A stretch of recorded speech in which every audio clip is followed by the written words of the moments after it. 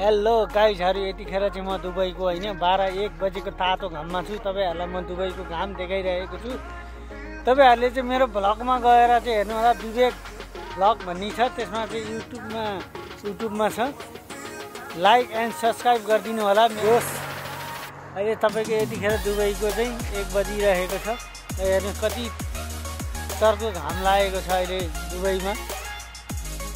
यतिखेर चाहिँ म 12-1 बजेको घाममा चाहिँ पुरा भ्लग बनाइरहेको छु। ल हेर्नु साथीहरु, यतिखेर दुबईको चाहिँ 12-1 बजेको घाममा मान्छेहरु कसरी काम गरिरहेका छन् उहाँहरुलाई थोडा मध्यनजर गर्दै हेर्नु होला। यतिखेर चाहिँ दुबईमा ईदको छुट्टीको कारणले चाहिँ अलिकति भ्लग बनाउने टाइम मिलिरहेको छ मलाई पनि। आज र भोलि ड्युटी छैन मेरो, त्यही भएर म चाहिँ यसो टाइम पासको लागि 12-1 बजेको घाममा हिँडिरहेको छु। ल हेर्नुहोस् दुबईमा कति हरियाली छ। हाम्रो नेपालमा पनि यस्तो कहिले हुन्छ होला जस्तो लाग्छ। त्यही पनि अहिले आएको हाम्रा मेयरजी बालेन शाहजीलाई चाहिँ धेरै धेरै धन्यवाद दिन्छु। काठमाडौँलाई चाहिँ एकदम राम्रो बनाउनु भएको छ उहाँलाई चाहिँ सबैजनाले सहयोग सपोर्ट गरिदिनु हुन भन्ने अनुरोध पनि गर्दछु। उहाँले पनि यस्तै हरियाली बनाइसक्नु भएको छ। त्यही पनि अब दुबई जस्तो त अलि भएको छैन, किनकि नेपालमा सबै भ्रष्टाचारी नेताहरूले गर्दाखेरि उहाँले केही राम्रो काम गर्न पाउनु भइरहेको छैन। त्यसैले साथीहरू सबैजनाले चाहिँ बालेन शाहजीलाई चाहिँ सहयोग सपोर्ट गरिदिनु होला। हेर्नुहोस् त दुबई कति सुन्दर छ। जुन देशमा पानीको अभाव छ त्यही देशमा यति हरियाली छ। जुन देशमा पानीको सोर्स राम्रो छ त्यही देशमा सुक्खा लागिरहेको छ। हामीले कहिले सोच्ने ल भन्नुहोस् त। ल हेर्नुहोस् फाइनल्ली साथीहरू यतिखेर म अब रुमतिर जाँदैछु। ल हेर्नुहोस् त दुबईमा कति राम्रो पार्किङ छ गाडीहरूको लागि, कति राम्रो छ। हाम्रो नेपालमा कहिले आउँछ खोइ।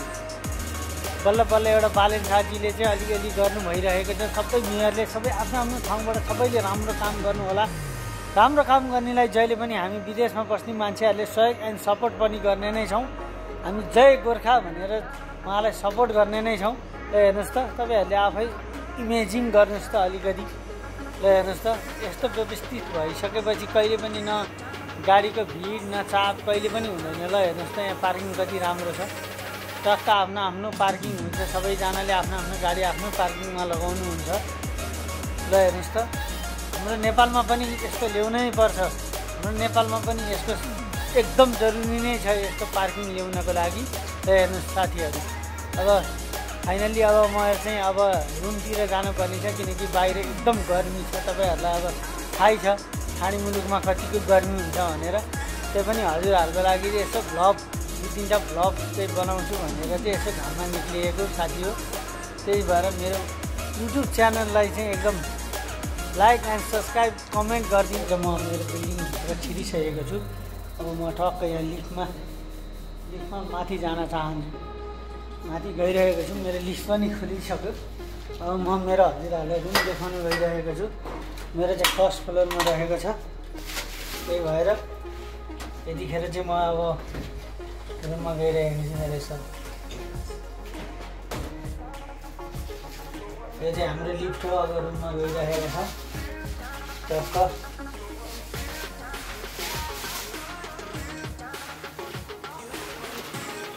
हाम्रो यो लिफ्टको ढोका पनि छोड्यो। अब मेरो फर्स्ट फ्लोरमा चाहिँ मेरो रुम छ। रुम पनि हेर्न सक्नुहुनेछ। यो चाहिँ मेरो रुम नम्बर हो 114 डी बिल्डिङ।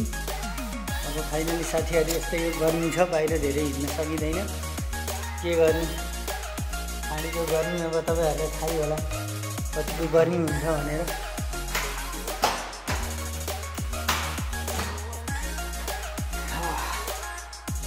त्यसो साथीहरू के गर्नु, परदेशी जिन्दगी नेपालमै बसेर खै कुनै रोजगार भएन हामी जस्तोलाई। फाइनली साथीहरू यतिखेर म रुममा छिरिसकेको छु।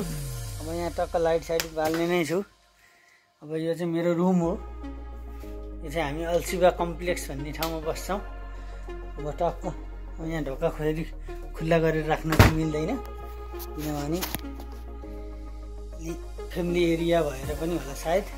त्यही भएर साथीहरू यो चाहिँ मेरो रुम हो। यो चाहिँ म टक्क सुती बेड हो। म चाहिँ अब यसमा म सुत्ने गर्छु दिनभरि दुःख गरेर राति आएर 6-7 घन्टा चाहिँ त्यसमा नै आएर सुत्छु बिहान उठ्छु आफ्नो कार्य गरेर टक्क ड्युटीतिर लाग्छु हस् त साथीहरू लाइक एन्ड सब्सक्राइब कमेन्ट गरिदिनु होला कमी कमजोरी कमेन्टमा लेखिदिनु होला हस् त धन्यवाद जय नेपाल।